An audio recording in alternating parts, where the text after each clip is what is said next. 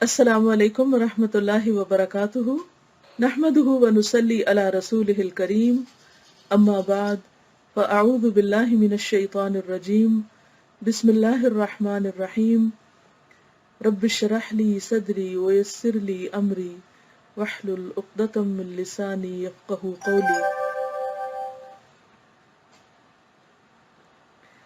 آج سے ہم انشاءاللہ کتاب اسلام ایک تعارف از مولانا وحید الدین خان شروع کریں گے۔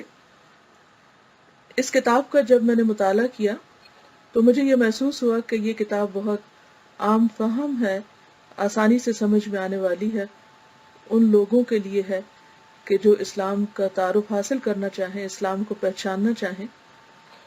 اگرچہ اسلام کے بارے میں ہم بہت کچھ جانتے ہیں، ہم میں سے اکثریت مسلمان گھرانوں میں پیدا ہوئی ہے، اسلام کے نام کے ساتھ پیدا ہوئی ہے، لیکن اس کے باوجود بھی اسلام صرف پیدائشی مسلمان ہونے کا نام نہیں ہے۔ اس کے لیے بہت ضروری ہے کہ انسان اسلام کو پہچانے، کیونکہ اسلام ایک روشنی ہے، ایک وے آف لائف ہے، زندگی گزارنے کا ایک طریقہ ہے۔ تو آئیے ہم دیکھتے ہیں کہ اس کتاب میں اسلام کا کیا تعارف کرایا گیا ہے۔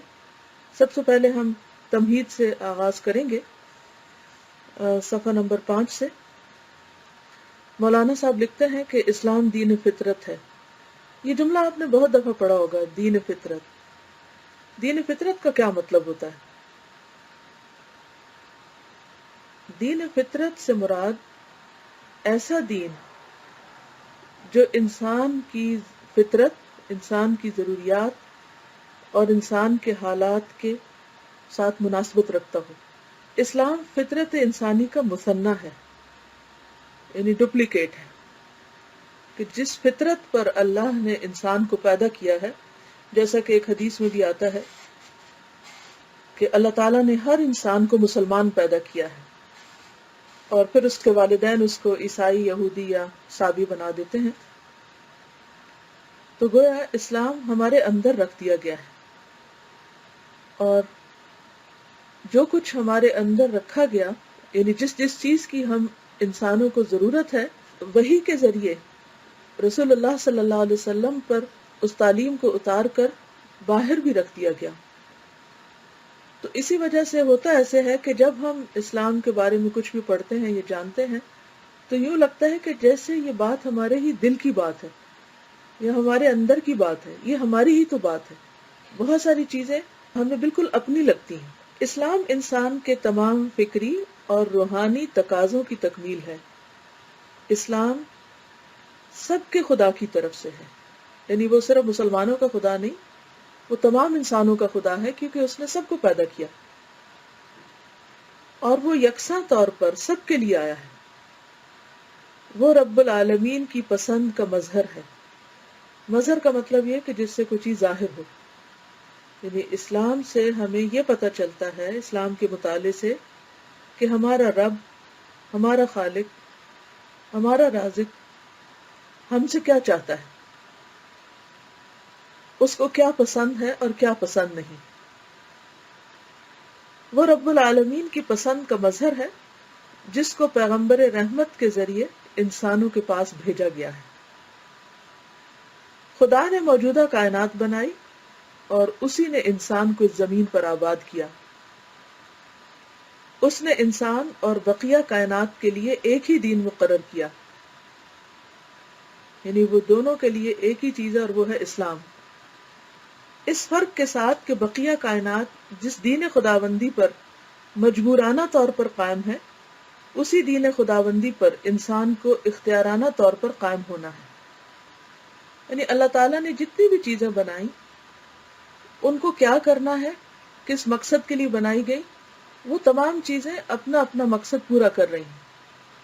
مثلا سورج، چاند، ستارے، یہ تمام کے تمام جانتے ہیں کہ وہ کیوں بنائے گئے ہیں، اور وہ دن رات وہی کر رہے ہیں جس کے لیے اللہ نے ان کو بنایا۔ اسی طرح ہماری زندگی کا بھی ایک مقصد ہے، اور اللہ نے ہمیں بنایا اور ہماری زندگی کا ایک مقصد بھی بنایا، اور پھر اس کی رہنمائی بھی کی، اور وہ رہنمائی پیغمبروں کے ذریعے کی۔ مثلا سورج کو رہنمائی ڈائریکٹ دے دی گئی کہ اسے کیا کیا کرنا ہے، چاند کو براہ راست اللہ تعالیٰ نے بتا دیا کہ اسے کیا کرنا ہے، لیکن ہمیں براہ راست نہیں بتایا، ہمیں پیغمبروں کے ذریعے بتایا۔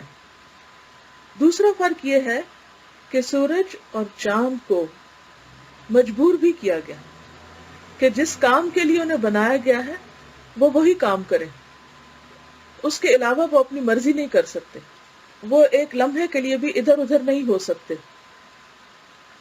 وہ وہی کرتے ہیں جو ان کو کہا گیا، اور یہی حال کائنات کی باقی مخلوق کا بھی ہے۔ لیکن انسان کو اللہ نے مجبور نہیں بنایا، انسان کو پیدا کیا، اس کا مقصد بنایا اور پیغمبروں کے ذریعے اس کو بتا دیا کہ وہ کیوں بنایا گیا ہے۔ اب انسان کو اختیار دیا گیا کہ وہ چاہے تو اس اطاعت کو قبول کرے اور چاہے تو نہ کرے۔ تو یہ ایک بنیادی فرق ہے ہم میں اور بقیہ کائنات میں، اگرچہ طریقہ یا دین دونوں کا ایک ہی ہے، یعنی اپنے آپ کو اللہ کے سپرد کرنا، اس فرق کے ساتھ کہ بقیہ کائنات جس دین خداوندی پر مجبورانہ طور پر قائم ہے، اسی دین خداوندی پر انسان کو اختیارانہ طور پر قائم ہونا ہے، یعنی اپنے اختیار کے ساتھ قائم ہونا ہے۔ درخت زمین پر سیدھا کھڑا ہوتا ہے مگر اس کا سایہ زمین پر جھکا ہوا ہوتا ہے، یہ درخت کے لیے تواضع کا عمل ہے۔ اسی طرح انسان سے مطلوب ہے کہ وہ اپنی زندگی میں تواضع کا رویہ اختیار کرے۔ خلا میں بے شمار ستارے اور سیارے ہیں، سب کے سب مسلسل حرکت کر رہے ہیں مگر ان میں ٹکراؤ نہیں ہوتا۔ اس کی وجہ یہ ہے کہ ہر ستارہ اور سیارہ اپنے متعین مدار کے اندر گھومتا ہے، یعنی اپنے آربٹ کے اندر گھومتا ہے۔ یہی روش انسان کو اس طرح اختیار کرنا ہے کہ ہر ایک اپنے اپنے دائرے میں سرگرم ہو۔ یہ بہت اہم جملہ ہے، اس کو انڈر لائن کر لیں کہ انسان کو یہ روش اور یہ طریقہ اختیار کرنا ہے کہ ہر انسان اپنے اپنے دائرے میں کام کرے، کوئی انسان دوسرے انسان کے دائرے میں داخل ہونے کی کوشش نہ کرے۔ مطلب اس کا یہ ہے کہ اللہ تعالیٰ نے انسانوں کو مختلف صلاحیتوں کے ساتھ پیدا کیا، کسی میں جسمانی طاقت زیادہ ہے، کسی کے پاس ذہنی قوت زیادہ ہے۔ ہر انسان کو اللہ تعالیٰ نے مختلف طرح کی صلاحیتیں اور طاقتیں دی ہیں، اور ہر انسان کو ایک خاص مقصد کے لیے پیدا کیا ہے، لیکن عموماً ہم اس بات کو بھول جاتے ہیں۔ ہم دوسرے انسانوں کو کاپی کرنے کی کوشش کرتے ہیں، اور ہم سمجھتے یہ ہے کہ نیکی وہ ہے جو کوئی دوسرا کر رہا ہے، خواہ ہم وہ کرنے کے قابل ہوں یا نہ ہوں۔ اور اسی وجہ سے بہت سے لوگ غم اور غصے اور فرسٹریشن کا شکار رہتے ہیں کہ وہ نہیں کر رہے جو دوسرے کر رہے ہیں، حالانکہ ان کے پاس بھی اپنا ایک کھلا دائرہ موجود ہے، اختیار موجود ہے، صلاحیتیں اور طاقتیں موجود ہیں جن کو وہ بہترین طریقے سے استعمال کر کے بہترین کام کر سکتے ہیں۔ لیکن شیطان ان کو یہ چیز بھلوائے رکھتا ہے، لہٰذا وہ اپنا وقت بھی ضائع کرتے ہیں اور دوسروں کو ستانے کا بندوبست بھی کرتے ہیں اور دوسروں کا وقت بھی ضائع کرتے ہیں۔ دنیا میں یہ نظام ہے کہ درخت آکسیجن نکالتے ہیں جو زندہ حیوانات کے کام آتی ہے، یعنی انسان اور جانور اس سے فائدہ اٹھاتے ہیں، اور حیوانات کاربن ڈائی آکسائیڈ نکالتے ہیں جس کو درخت لے لیتے ہیں، یعنی دونوں کا الگ الگ دائرہ کار ہے، دونوں ایک دوسرے کے لیے مفید ہیں۔ یہ کائنات میں خدا کا قائم کردہ نظام ہے۔ یہی طریقہ انسان سے بھی مطلوب ہے۔ انسانی سماج کا لفظ اس کتاب میں کافی دفعہ استعمال ہوگا۔ سماج کا مطلب ہوتا ہے معاشرہ، سوسائٹی۔ انسانی سماج میں یہ ہونا چاہیے کہ ہر ایک دوسرے کے کام آئے، ہر ایک دوسرے کے لیے نفع بخش بننے کی کوشش کرے۔ پہاڑوں سے چشمے جاری ہوتے ہیں، وہ بہتے ہوئے بار بار چٹانوں سے گزرتے ہیں، مگر کوئی چشمہ کبھی چٹان کو توڑنے کی کوشش نہیں کرتا، بلکہ چٹان کے اطراف سے اپنا راستہ نکال کر آگے بڑھ جاتا ہے۔ یہی طریقہ انسان کو بھی اپنی سرگرمیوں میں اختیار کرنا ہے۔ وہ مسائل سے لڑنے کی کوشش نہ کرے، وہ مسائل کو نظر انداز کرے اور مواقع کو استعمال کر کے اپنی زندگی کی تعمیر کرے۔ اس کو بھی انڈر لائن کر لیں، یہ آج کی یاد رکھنے کی باتوں میں سے ہے۔ ہم میں سے کوئی شخص ایسا نہیں جس کی زندگی میں مسائل نہ ہوں۔ جب تک کوئی زندہ ہے، جب تک کوئی اس دنیا میں ہے، وہ لازماً مسائل کا شکار رہے گا. مسائل کو ہم ختم نہیں کر سکتے، وہ زندگی کا حصہ ہیں، بالکل ایسے ہی جیسے سانس لینا زندگی کا ایک حصہ ہے، اس کے بغیر زندگی نہیں. تو ایسے ہی ہر روز نت نئے مسائل کا جنم لینا بھی زندگی کا ایک حصہ ہے. تو اس کا حل یہ ہے کہ ہم ان کے پیچھے نہ پڑیں، ان کو نظر انداز کر دیں، اور اس کے برعکس ہماری توجہ مواقع پر ہو، اپرچونٹیز پر ہو، کہ میرے پاس کچھ کام کرنے کا کیا موقع ہے، کون سی صلاحیت ہے، کیا کیا جا سکتا ہے. نہ یہ کہ انسان صرف رکاوٹوں کو دیکھتا رہے کہ میں کس کس چیز کی وجہ سے کام نہیں کر پاتی، اور پھر یہ کہ انسان ان چیزوں کو اپنے لیے ایک مسئلہ بنا لے. اس طرح انسان کی زندگی ضائع ہو جاتی. سمندر سے بھاپ اٹھتی ہے اور بادل بن کر بارش کی صورت میں زمین پر برستی ہے. وہ ایک ملک اور دوسرے ملک کے درمیان امتیاز نہیں کرتی، یعنی فرق نہیں کرتی. وہ تمام کھیتوں اور باغوں کو یکساں طور پر سیراب کرتی ہے. یہی معاملہ انسان کا بھی ہونا چاہیے. انسان کی فیض رسانی کو بھی بارش کی طرح عام ہونا چاہیے. اس کو اپنے ماحول میں اس طرح رہنا چاہیے کہ بارش کی مانند اس کا فیض سب کے لیے عام ہو. یعنی انسان خلق خدا کو فائدہ پہنچانے والا ہو. یہ نہ دیکھے کہ فائدہ اٹھا کون رہا ہے، یہ دیکھے کہ اس کا فائدہ زیادہ سے زیادہ کتنے لوگوں تک پہنچ سکتا ہے.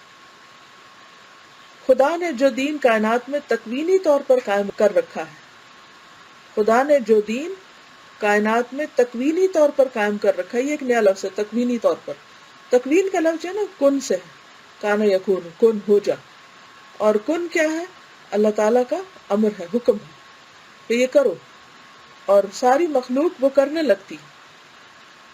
تو مثلا سورج، چاند، ستارے جو ہیں یہ اللہ کے فرما بردار ہیں، لیکن کس طرح کہ جو اللہ نے کہا کرو وہ کرتے ہیں.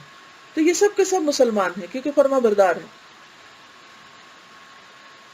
تو جو وہ تکوینی طور پہ کر رہے ہیں، یعنی کلمہ کن کی وجہ سے کر رہے ہیں، وہی دین اسلام کی صورت میں انسان کو تشریعی طور پر دیا گیا ہے. تشریع کا مطلب ہے شریعت کے طریقے پر، یعنی رسول صلی اللہ علیہ وسلم کے ذریعے.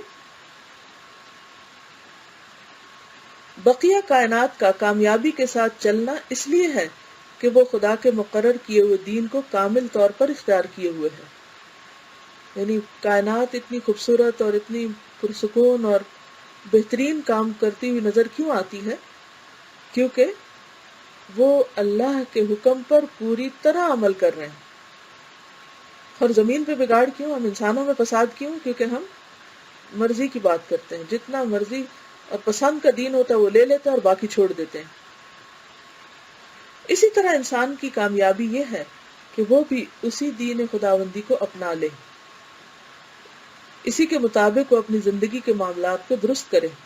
جو لوگ ایسا کریں وہ موجودہ دنیا میں بھی کامیاب ہوں گے اور موت کے بعد آنے والی دوسری دنیا میں بھی. دونوں دنیاؤں کی کامیابیاں اور سرفرازیاں ایسے ہی لوگوں کا حصہ ہیں. تو گویا خلاصہ یہ ہے کہ اگر ہم دنیا میں کامیاب ہونا چاہتے ہیں اور آخرت میں کامیاب ہونا چاہتے ہیں تو ہم سب کے لیے نہایت ضروری ہے کہ ہم اس بات کا آج سے عہد کریں کہ ہم اللہ تعالیٰ کی اطاعت اور فرما برداری کے کام کریں گے. آج کے اس لیسن میں ایک بہت بڑی نصیحت ہے کہ اللہ تعالیٰ کے ہر حکم کو اہمیت دیں اور یہ یقین رکھیں کہ اس کا حکم ماننے میں میرا کوئی نقصان نہیں. اس کا ہر حکم، خواہ وہ میری سمجھ میں آتا ہے یا نہیں، آسان ہے یا مشکل، وہ میرے ہی فائدے کا ہے اور اسی میں میری کامیابی ہے. تو اسلام دراصل اپنے آپ کو مکمل طور پر اللہ کے حوالے کرنے کا نام ہے. جیسے سورج نے اپنے آپ کو، چاند نے اپنے آپ کو اللہ کے حوالے کر رکھا ہے. قرآن مجید کی ایک آیت میں آتا ہے کہ اللہ تعالیٰ نے آسمان اور زمین سے پوچھا تھا کہ کیا تم خوشی سے آتے ہو یا ناخوشی سے؟ تو قالتا اتینا طائعین، تو دونوں نے کہا ہم خوشی سے تیری اطاعت کرتے ہیں، جو تو ہم سے چاہے گا ہم وہی کریں گے. تو ہم سب کو بھی کیا کہنا چاہیے کہ اے ہمارے رب، جو بھی تو ہم سے چاہے گا ہم وہ کرنے کو تیار ہیں. ہم ان سارے فیصلوں پہ راضی ہیں جو تو ہمارے لیے کرے. ہم تیرے فرما بردار اور تیرے اطاعت گزار بندے بننا چاہتے ہیں. تو اس معاملے میں ہماری مدد فرما. اب اگر کوئی سوال ہو تو آپ کر سکتے ہیں. کسی نے پوچھا ہے کہ اگر کسی میں کوئی دنیاوی ٹیلنٹ ہو لائک انٹیریئر ڈیزائننگ کا تو کیا وہ اللہ کے راستے میں استعمال ہو سکتا ہے اور یہ کیسے کر سکتے ہیں استعمال؟ بالکل ہو سکتا ہے. اور اس کے لیے کیسے ہو سکتا ہے کہ جواب یہ ہے کہ قرآن و سنت کا مطالعہ کیا جائے.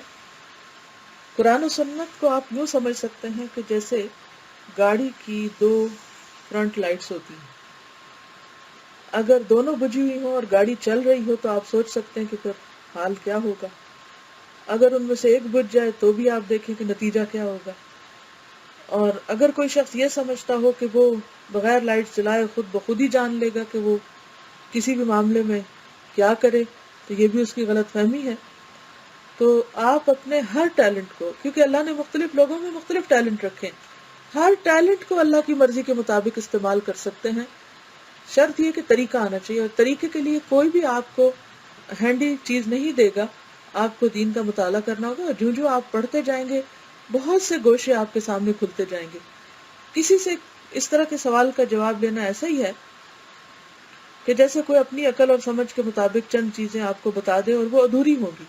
اور خود دین کو سمجھ کر اپنا راستہ معلوم کرنا ایسے ہے کہ آپ کے سامنے پوری وسعت کے ساتھ ایک راستہ کھل جائے اور آپ اس پر پھر اپنی پسند اور ضرورت کے مطابق چلتے رہیں. تو میں یہی چاہوں گی کہ نہ صرف یہ کہ آپ بلکہ اور بھی جتنے لوگ ہیں ان کے پاس جو نالج ہے، جو ٹیلنٹ ہے، جو کام کر سکتے ہیں، ان سب کو پہچانیں اور پھر ساتھ یہ جانیں کہ اللہ تعالیٰ کو کیا پسند ہے اور کیا پسند نہیں، اور اس کو بھرپور طریقے سے استعمال کریں، کیونکہ زندگی ایک دفعہ ملی ہے، اسے رونے دھونے میں ضائع نہ کریں.